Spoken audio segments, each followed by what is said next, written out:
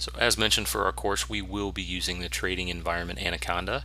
So Anaconda contains within it several programming environments, one in particular, Jupyter Lab, that we will be utilizing for this course for our actual Python coding. So real quick, before we jump through the steps, I will actually go over to the site to show you what that looks like. So come to anaconda.com, and underneath of products, you'll go to individual edition. And then right here on this landing page, you'll be able to actually download that version if you have a Windows PC. And if you have a Mac or Linux, they also have additional installers which can be found here. So jumping back over to our slide, I obviously have this already installed, so it's not going to let me walk through each of these steps, but it is really just a few simple steps. So you'll be able to select I agree to start the process to the user agreements.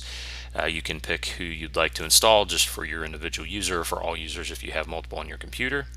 You'll select your path in which you want to install the environment, and then there's one last selection that will allow you to pick how you'd like the environment to be interacted with.